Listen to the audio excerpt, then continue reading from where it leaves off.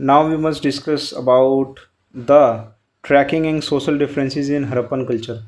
जो हिस्टोरियंस थे दोस्तों, वो किस तरह से डिफ्रेंशिएट करते थे या किस तरह से फिगर आउट करते थे कि जो हड़प्पन सिविलाइजेशन है उसके अंदर जो सोसाइटी थी, जो सोशल डिफरेंसेस थे, रिच एंड पुअर का जो डिफरेंस था, उसको किस तरह से वो लोग ट्रैक करते थे।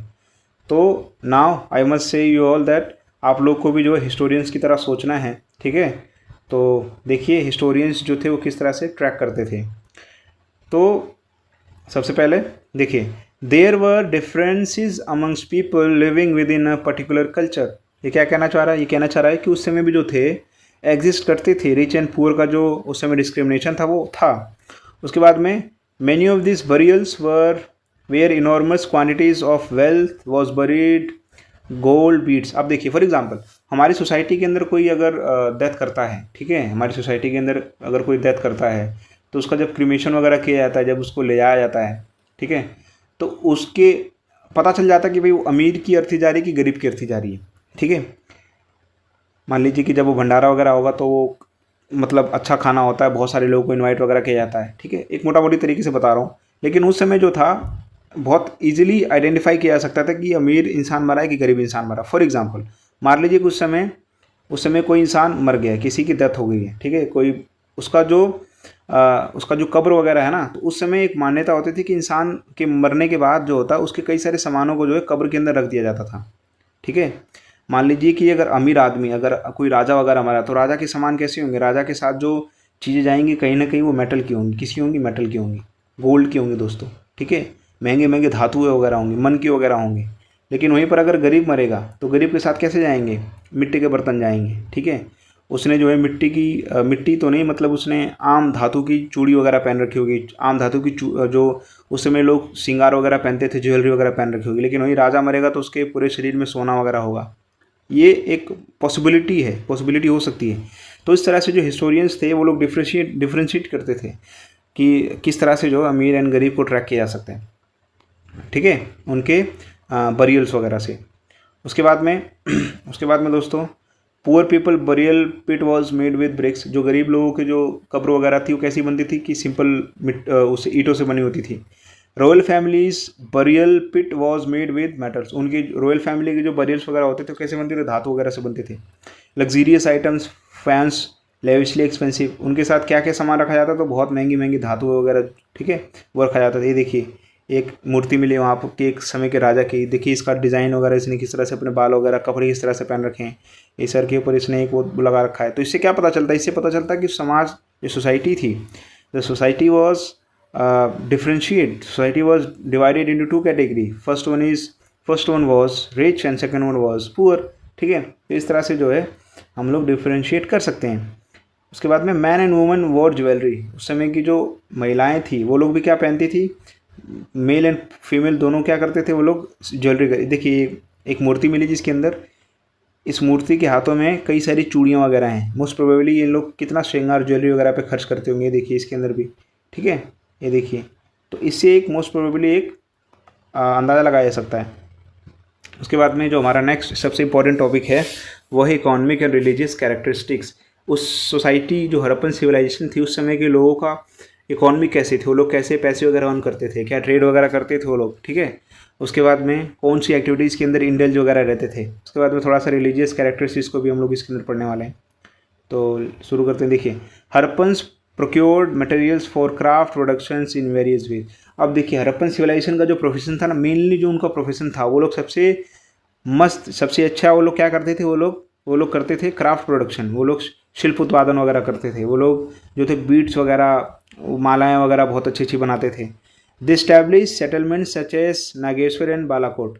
अभी रॉ मटेरियल प्राप्त करने के उन लोगों ने अपनी सेटलमेंट्स वगैरह स्थापित कर रखी थी नागेश्वर एंड बालाकोट के अंदर, जहाँ से वो लोग ईजिली जो है जो बीड्स वगैरह के जो रॉ मटेरियल वगैरह थे, पत्थर वगैरह, कीमती कार्निलियम वगैरह, फ्योन्स वगैरह, कार्ड्स वगैरह, तो इन सब की इन सबको प्राप्त करने के लिए उन लोगों ने वो जहाँ से सामान मिलता वहीं पर उन लोगों ने अपनी क्या लगा रखी थी? फैक्ट्री लगा रखी थी। उसके बाद में for lapis lazuli they import from the Shortughai Afghanistan. अगर इनको लेपिस लेजुली अगर इन लोगों को प्राप्त करनी होती थी तो वो लोग कहाँ से प्राप्त करते थे? अफगानिस्तान के शोर्तुगाई से।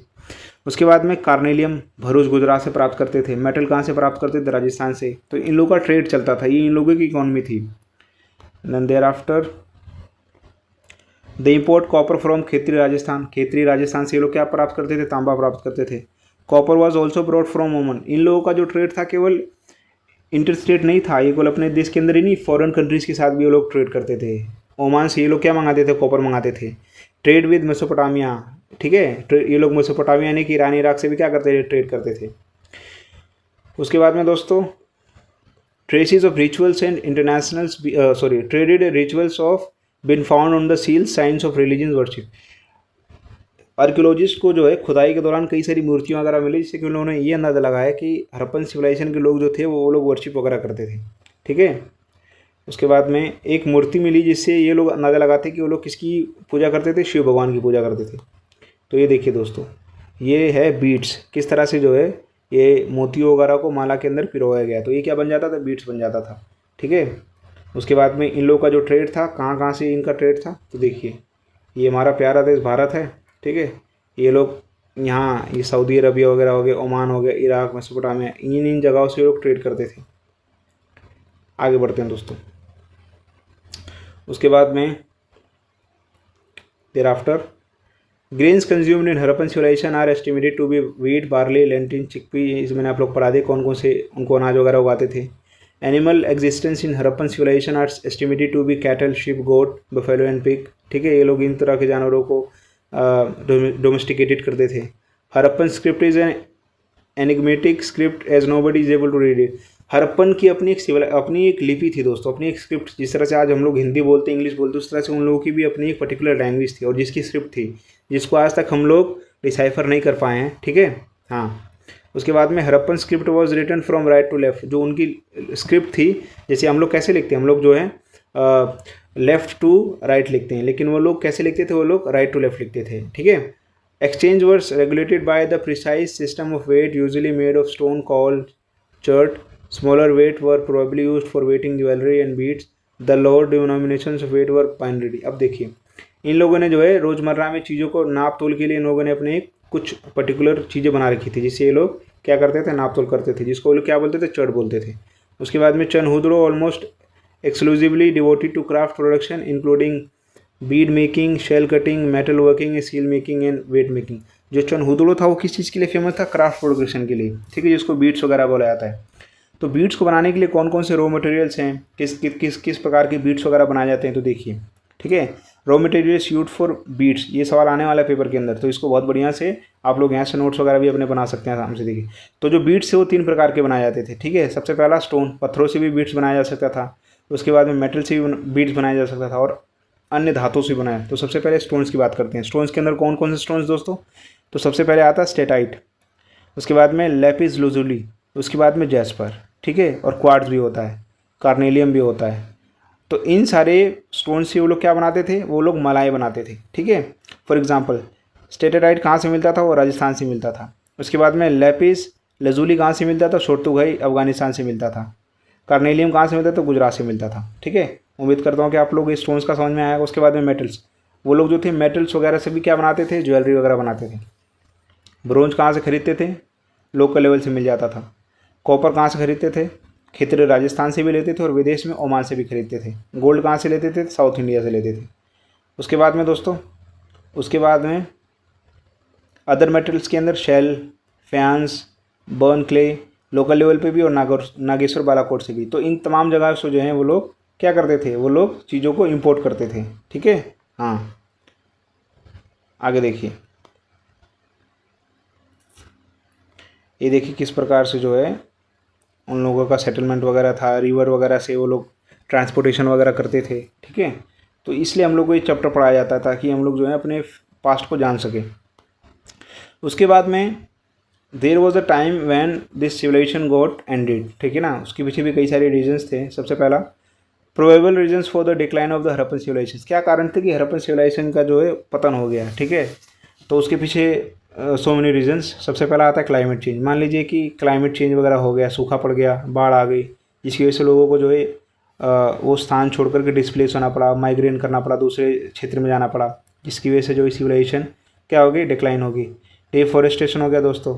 मान लीजिए कि लोगों ने जो है बहुत सारे पेड़ काट दिए, पेड़ काटने की वजह से जो है क्लाइमेट चेंज हो गया, अचानक बारिश पड़ गई, सूखा पड़ गया, जिसकी वजह से जो लोग वहाँ पर रह नहीं पाए, ठीक है। सूखा पड़ जाएगा तो लोग कैसे रहेंगे, पानी की व्यवस्था होगी नहीं। जब पानी की व्यवस्था नहीं होगी तो खेती नहीं कर पाएंगे, खेती नहीं कर पाएंगे तो अनाज नहीं उगा पाएंगे, और अनाज नहीं उगा पाएंगे तो खाएंगे क्या। तो जिसकी वजह से जो है उन लोगों ने उस जगह को छोड़ दिया होगा। मोस्ट प्रोबेबल जो है उसके बाद में अर्थक्वेक्स वगैरह आ गया होगा, ड्राइंग ऑफ रिवर्स, ये देखिए सूखा पड़ गया होगा दोस्तों, इसकी वजह से लोगों ने वो छोड़ दिया होगा। उसके बाद में शिफ्टिंग और रिवर्स, मान लीजिए कि नदी ने जो है अपना रास्ता बदल दिया होगा दोस्तों। नदी ने क्या कर दिया होगा दोस्तों, नदी ने अपना रास्ता बदल दिया होगा, जिसकी वजह जो उन लोगों को वो छोड़ना पड़ा होगा। तो this were the possible reasons जिसकी वजह से जो है हड़प्पन सिविलाइजेशन क्या हो गया, डिक्लाइन हो गया। ठीक है।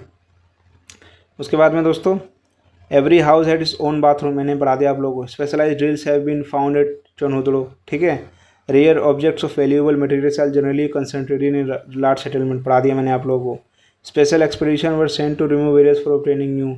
तो ठीक है, तो these were the reasons and this was your topic history first, जिसका नाम है बीट्स ब्रिक्स एंड बोन्स। इस चैप्टर के अंदर में यही सब पढ़ना था हड़प्पन सिविलाइजेशन के बारे में, कि हड़प्पन सिविलाइजेशन क्या थी, उसके क्या क्या स्पेशल कैरेक्टरिस्टिक्स थे, लोग किस तरह से रहते थे, क्या खाते थे, क्या पीते थे, ट्रेड क्या करते थे, रिलीजियस क्या था, टाउन प्लानिंग क्या थी। तो ये आपका चैप्टर था। उम्मीद करता हूँ कि आप लोग को समझ में आया होगा। अगर आप लोग को चैप्टर समझ में आया तो please do one thing, please subscribe my YouTube channel जिसका नाम है NCERT बाय प्रिंस कुमार, और प्यारे प्यारे से डू कमेंट। और अगर आप लोग को लगता है कोई सजेशन वगैरह है तो प्लीज़ दीजिए, ताकि मैं इसको इम्प्रूव कर सकूं। एंड अपनी सेहत का ध्यान रखिए, और बहुत बहुत धन्यवाद दोस्तों। तो जय हिंद, जय भारत।